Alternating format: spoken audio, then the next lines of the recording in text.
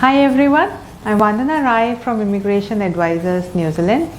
I'm making this video because we are getting a lot of questions on the changes that have come for partners' work rights or partners' eligibility for the partners of accredited employer work visa holders, especially for level 4 and level 5 occupations.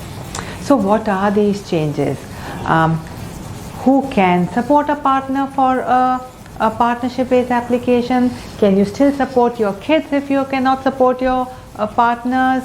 What if the application was already submitted? What if the partner wants to now study?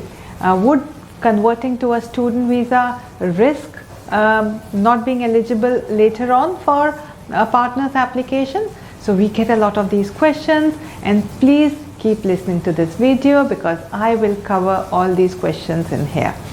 If these are the kind of questions that you have, you may consider subscribing to our YouTube channel where we regularly post these videos to make things easy for you to understand what the immigration changes are. The first question first, who all will be impacted?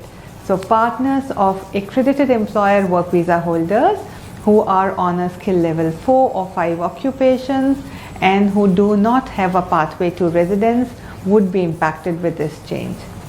So another question that we get, what if I had already applied for my application before 26th of June 2024?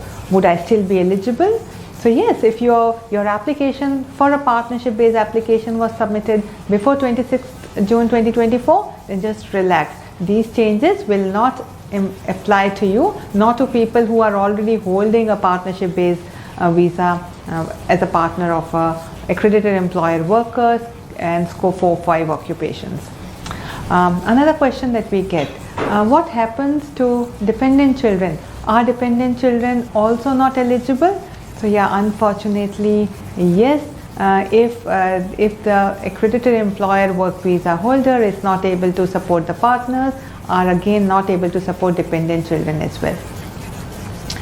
What is the option then? What can the partners do? What are the options for these partners? Because clearly the families cannot be separated for long.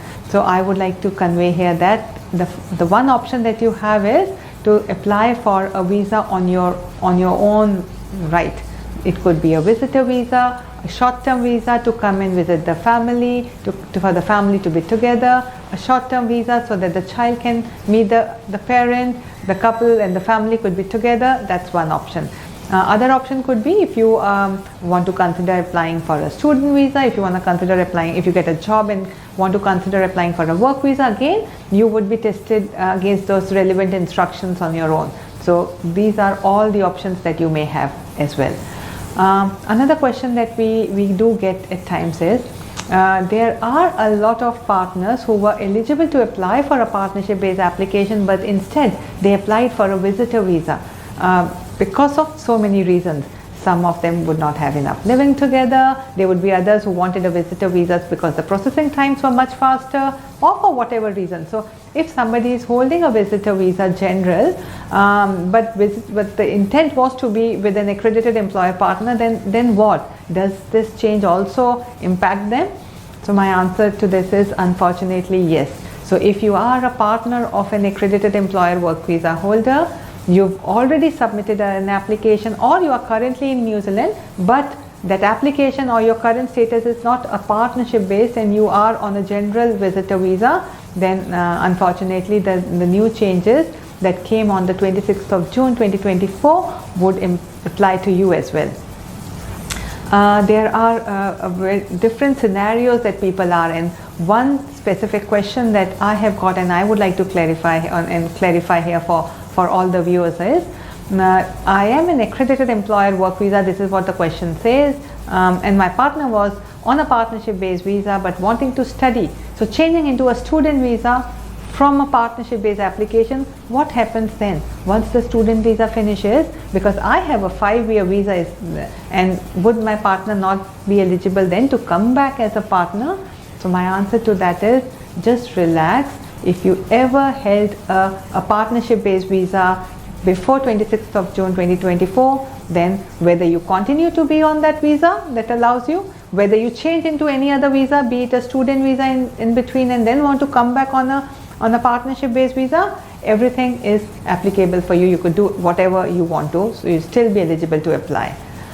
So yeah, thank you so much for listening. I've tried to make the policies clear. I've tried to clarify things for you.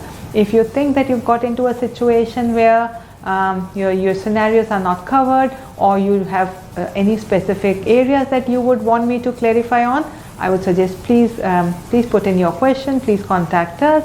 I would happy to provide answers to whatever your queries would be. Thank you.